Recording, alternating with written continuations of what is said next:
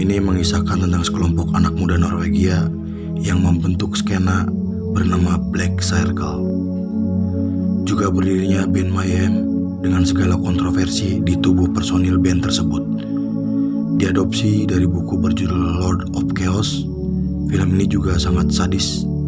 So, mari kita mulai, bro.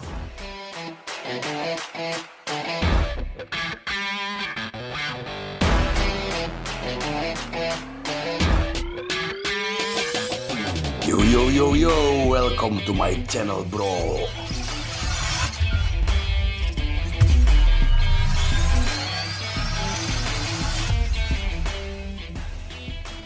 Scene pertama kita dibawa ke rumah Øystein atau Eirenimus, penggagas sekaligus pendiri Mayhem.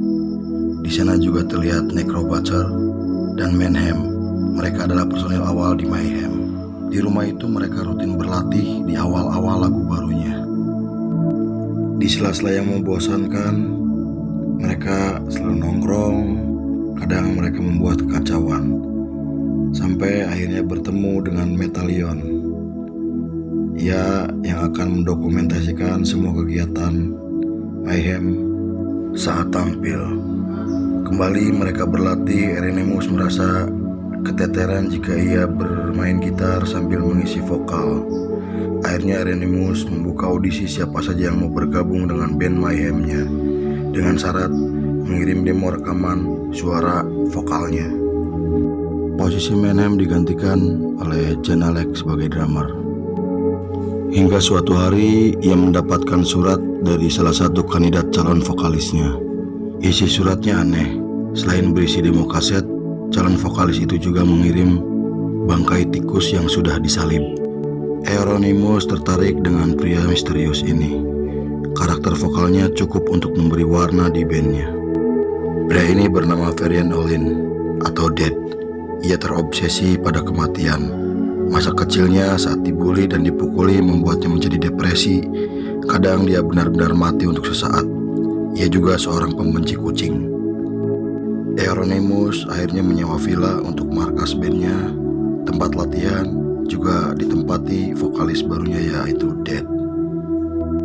Dead yang kali itu mengalami depresi dihampiri oleh Eirenimus. Ia berkata, apakah depresi ini membunuhmu? Semua akan berakhir jika senapan ini meledak di kepalamu. Entah Eirenimus bergurau atau ia kasihan melihat penderitaan Dead dengan depresinya. Eirenimus mengajak Dead untuk memburu kucing di belakang markasnya. Saat di sana, Dead meminta agar Eirenimus menembak kepalanya seperti yang ia katakan sebelumnya. Tapi Eirenimus menolaknya kala itu. Malam harinya mereka mengadakan pesta. Eirenimus juga bertemu wanita bernama Unmarried di pesta itu.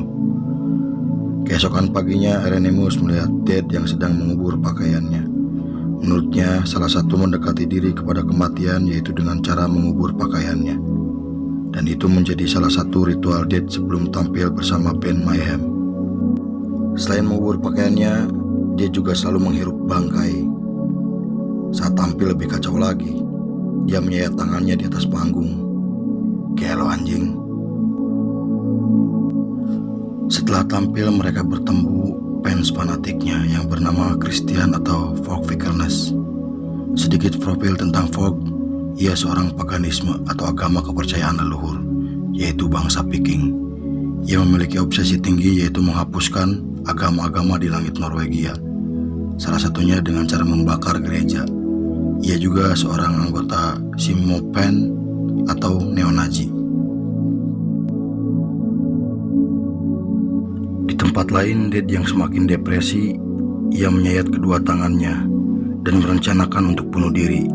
Sebelum bunuh diri, ia menulis pucuk surat, yaitu memohon maaf jika darahnya membuat tempat itu menjadi berantakan. Lalu, bam! Dead menodong pistol ke arah kepalanya. Ia pun meninggal. Mayat Dead ditemukan Eirenimus. Saat ditemukan, Eirenimus memfoto kondisi mayatnya Dead yang akhirnya dijadikan sampul album berjudul Dawn of the Black Heart. Konon Eirenimus juga memakan sebagian otak Dead. dan memunguti serpihan tulang tengkorak kepalanya untuk dijadikan kalung dan dibagikan ke seluruh personil Mayhem. Setelah kejadian Dead bunuh diri di villa markasnya, Euronymous berpindah. Ia menyewa tempat untuk membuka toko kaset, juga menjadi markas para metalhead Black Circle. Fogg yang juga sebagai musisi dan memiliki band bernama Brutum ingin Dead Like Shelon yang dimiliki oleh Euronymous merilis albumnya. Ia menyerahkan demo kepada Euronymous. Saat mendengarkan, Euronymous tertarik dengan lagu yang dimiliki Fogg.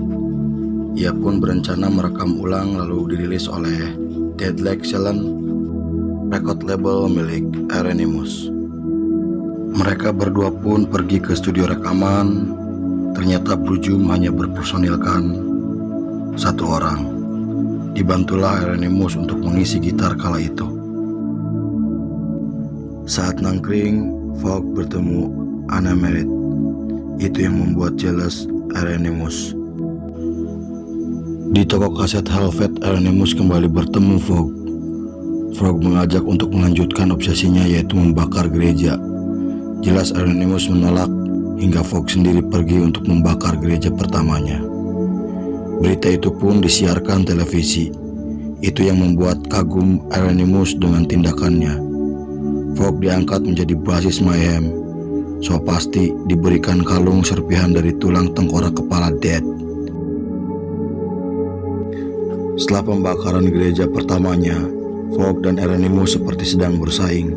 Karena menurut Fogg, Euronymous tidaklah memiliki nyali dan ia hanya sekedar gimmick di setiap ucapannya. Fogg menantang untuk mengajak Euronymous kembali membakar gereja. Akhirnya mereka pun bersama membakar gereja. Di scene lain terlihat Fez sedang minum bir. Ia bertemu pria tua gay, lalu Fez membunuhnya malam itu. Dia juga bercerita soal pembunuhannya kepada Fogg dan Euronymous, yang membuat Fez mendapatkan apresiasi dari mereka. Lalu kemudian mereka bertiga kembali melakukan hal gila, yaitu membakar gereja. Tanggal 10 Agustus tahun 1993, toko kaset Helvet miliknya dimata-matai polisi. Euronymous yang kala itu paranoid memilih pindah ke apartemen di Oslo, Norwegia dan menutup tokonya. Dan ia ingin kembali lagi konsen pada bandnya untuk merilis album terbarunya. Di studio mereka berkumpul termasuk Fogg.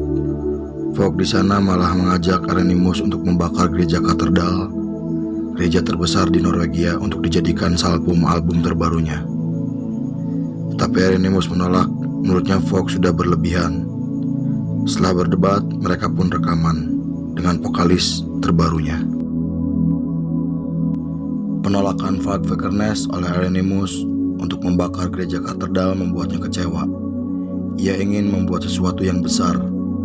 Fogg menelpon Euronymous bahwa dia akan mengundang koran bernama Bergespiden untuk memberi kesaksian atas terbakarnya beberapa gereja di Norwegia dan terbunuhnya seorang gay.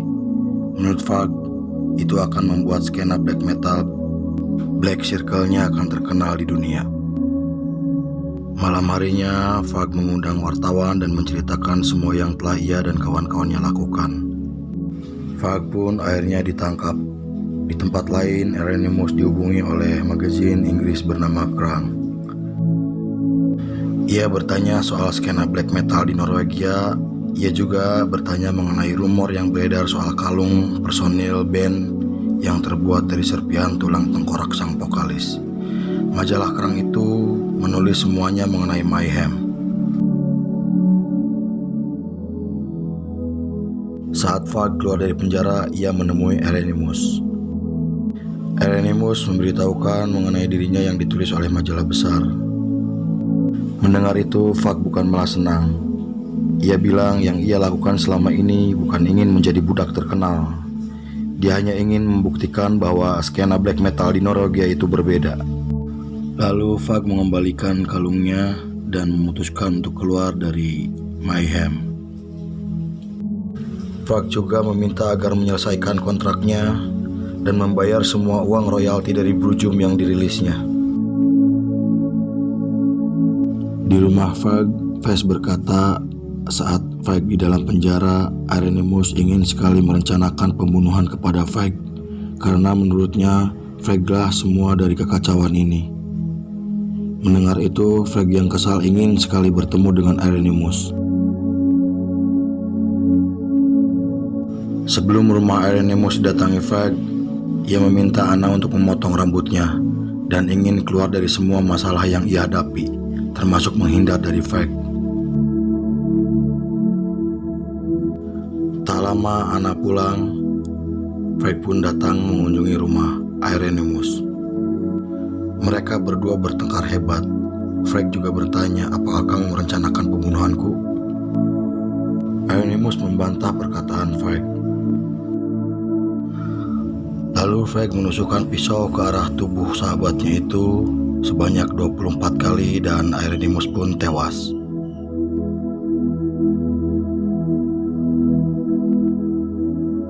Frank lalu ditangkap atas tindakan pembunuhan dan film pun selesai.